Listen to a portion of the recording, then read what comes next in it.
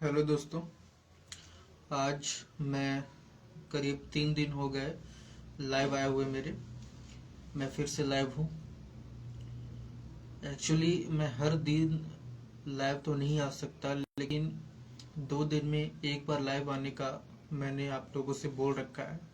आकर भगवत गीता के 2 श्लोकों पे मैं चर्चा किया करता हूँ, आप लोगों को पता भी है। इस बार क्या है कि मैं 2 दिन में नहीं बल्कि मैं 3 दिन में लाइव आया हूँ। इसके पीछे रीज़न ये है कि मैं बिज़ी हो गया था, लेकिन अब मैं कंटिन्यूसली फिर से 2 दिन में लाइव आया करूँगा।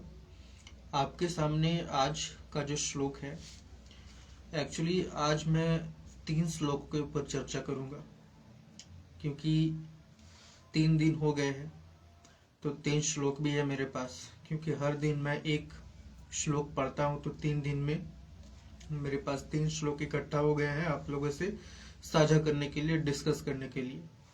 मैं 3 श्लोकों के ऊपर भगवत गीता का ही चर्चा करूंगा। पहला श्लोक तो भगवत गीता के 7वें अध्याय का आखिरी श्लोक है, श्लोक नंबर 30। और 2 श्लोक है जो कि भगवत गीता के 8वें श्लोक का है, 8वें अध्याय का श्लोक है। 8वें अध्याय का पहला श्लोक और दूसरा श्लोक है। तो पहले तो मैं 7वें अध्याय का जो आखिरी श्लोक है, श्लोक नंबर 30, मैं उस पे आप लोगों को श्लोक भी बोलूंगा और एग्जाम्पल भी दे करके आप लोगों को अच्छे से डिस्कस करूंगा, समझाऊंगा। मैंने पहले भी आप लोगों को रील्स के माध्यम से इसको समझा चुका है, पर एक्चुअली मैं लाइव आता ही इसलिए हूँ ताकि मैं ताकि मैं जो श्लोक है उन पे और भी डिटेल में डिस्कशन कर सकूं आप लोगों से। तो मेरे पास श्लोक में पढ़ देता हूँ पहले, उसके बाद फिर मैं आपको एग्जाम्पल्स के माध्यम से समझाने का प्रयास करूंगा। पहला तो ये जो श्लोक है हमारे पास, श्लोक नंबर 30 है एक्चुअली, जिसमें ये लिखा हुआ है, साधि भूताधि दैवम माम साधि यज्ञम च ये विदुः प्रयाण कालेस्ति च माम ते विदुर्युक्त चेतसः। इसका एक मतलब है जो मैं आपको समझा दे रहा हूँ। इसका ये मतलब है कि जो सारी सृष्टि है उसमें देव शक्ति और यज्ञ में जो भी शक्तियां यूज होती है वो उनसे ही, उनका ही आधार, उनका जो आधार है उन सारी चीजों का, वो परम पिता परमात्मा वही है, उन सब का आधार। मैं एक बार एक्चुअल में यहाँ पे क्या लिखा हुआ है उसको एक बार आपसे साझा कर देता हूँ कि जो मुझ परमेश्वर को मेरी पूर्ण चेतना में रहकर मुझे जगत का, देवताओं का तथा समस्त यज्ञ विधियों का नियामक जानते हैं, वे अपनी मृत्यु के समय भी मुझ भगवान को जान और समझ सकते हैं। क्या कहा जा रहा है आपको मैं अपनी साधारण भाषा में समझाता हूँ। जैसे कि ये जो सृष्टि है, सृष्टि में अगर व्यक्ति इस सृष्टि को भगवान माने, भगवान जान करके, और इसमें जितने भी देवी देवता है उन सबकी शक्तियों को उस परम पिता परमात्मा की शक्ति समझे और हमेशा हर वस्तु में उनको ही देखे, तो उसका जो मन है वो धीरे धीरे शुद्ध हो जाता है। और उसके बाद फिर जब उसकी मृत्यु का समय आता है तो वो परमात्मा उसे याद रहते हैं। और आपने सुना होगा कि मृत्यु के समय में जब कोई परमात्मा को याद कर लेता है तो उसकी जो मृत्यु है आसान हो जाती है। उसकी जो मृत्यु है वो जब अगला जन्म लेता है फिर, तो उसको फिर से मनुष्य योनि मिल जाती है सेवा करने के लिए, भजन करने के लिए, ताकि वो है सो दोबारा से भगवत प्राप्ति के मार्ग पे चल सके। लेकिन ऐसा किसके साथ होता है? वो मनुष्य जो समग्र सृष्टि को, देवी देवताओं की शक्तियों को, उनकी शक्ति, उस परम पिता परमात्मा की शक्ति मान करके और जीवन जीता है। ऐसा सिर्फ ऐसे भक्तों के ही मन में आ सकता है, परमात्मा का नाम आ सकता है मृत्यु के वक्त पर। बाकी और कहीं पे भी संभव नहीं है कि आप जीवन भर कुकर्म करते रहे और अंत में भगवान का नाम लेने का प्रयास करें और आप ले भी ले। संभव नहीं है ऐसा, क्योंकि आप अपने दर्द, अपनी पीड़ा से ही इतने परेशान रहोगे कि आपको भगवान उस समय याद ही नहीं आ पाएंगे। इतना खतरनाक होता है ये मृत्यु, अगर आप भक्त ना बने तो। ये मैं नहीं बोल रहा, भगवत गीता स्वयं आपको बोल रही है। मैं आप लोगों को बता चुका है कि भगवत गीता जो है आपके जीवन का मैनुअल है। आप इसे किस तरह से यूज करेंगे, ये चीजें यहाँ पे लिखी हुई है।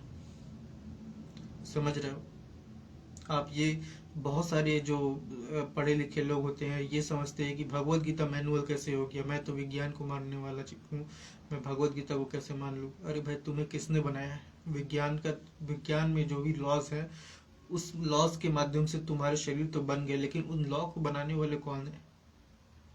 न्यूटन्स के लॉज आपने पढ़े होंगे, बहुत सारे वैसे तो लॉज है, लेकिन ये न्यूटन्स के लॉज मैं इसलिए बोलता हूँ क्योंकि बहुत सारे लोग इसके बारे में सुन रखे होते हैं। तो क्या न्यूटन्स के लॉ न्यूटन्स ने बनाए हैं क्या? उन्होंने खोज किया है, ये सिर्फ बनाए नहीं है। वो जानते हैं कि प्रकृति इस नियम पे काम करता है। ये नियम वो न्यूटन ने नहीं बनाया, बल्कि इस ब्रह्मांड को बनाने वाले ने बनाया है। चलिए मैं पॉइंट पे आता हूँ। तो आपको क्या है कि एक भक्त के रूप में आपको सबको भगवान के रूप में देखना पड़ेगा। पूरा सृष्टि, देव शक्तियों का जितना भी शक्ति है, यज्ञों में जो सेवा होती है, जो हर कर्म आप कर रहे हैं, उस सब में परमात्मा का ही शक्ति विद्यमान है, तभी आपसे कर्म हो पा रहे हैं। समझ रहे हो? तो आपको एक सच्चा भक्त बनना होगा। ये श्लोक नंबर 30 अध्याय 7 का, जो कि आखिरी श्लोक था, आपको मैंने समझा दिया है। अब आपको आपके मन में जितने भी सवाल आते हैं आप कमेंट सेक्शन में पूछ सकते हैं, मैं वहां पे भी रिप्लाई कर दूंगा। आप चाहे तो मुझे यूट्यूब पे अगर देख रहे हो तो वहां के कमेंट सेक्शन में भी आप मुझे जवाब दे सकते हो, जवाब सवाल कर सकते हो। क्योंकि ये जो अभी तो वैसे मैं लाइव आया हूँ फेसबुक पे, लेकिन मैं इसे वापस से वहां पे भी अपलोड कर दूंगा यूट्यूब पे। ओके, तो आप जिस प्लेटफॉर्म पे भी हो आप सवाल डायरेक्ट पूछ सकते हो कमेंट सेक्शन में। हमारे पास श्लोक नंबर पहला, अब मैं भगवत प्राप्ति का लेता हूँ, जो कि 8वां अध्याय है, और इसमें पहला श्लोक ये है, कीम तद ब्रह्मा कीम अध्यात्मम कीम कर्म पुरुषोत्तम अधिभूतम च कीम प्रोक्त मद्धि दैवम किमुच्यते। इसका मतलब ये है कि अर्जुन ने भगवान से पूछ रहा है, अर्जुन जो है सवाल पूछ रहे हैं यहाँ पे कि हे पुरुषोत्तम, ब्रह्मा क्या है, आत्मा क्या है, सकाम कर्म क्या है, ये भौतिक जगत क्या है, और देवता क्या है, ये चीजें आप मुझे समझाने का प्रयास कीजिए। कृष्ण से अर्जुन ऐसा बोल रहे हैं, उन्हें जानने का इच्छा हो रही है। एक्चुअली ये जो चैप्टर है भगवत प्राप्ति नाम है इसका, तो इसमें अर्जुन ने सवाल भी उनसे क्या पूछा है कि भगवान क्या है, जगत क्या है, भौतिक जगत, सकाम कर्म क्या है, और भी यहाँ पे पूछा गया कि ब्रह्मा क्या है, आत्मा क्या है, जो कि आप लोगों के लिए जानना जो बहुत ही जरूरी है। तो यहाँ पे ये श्लोक है, और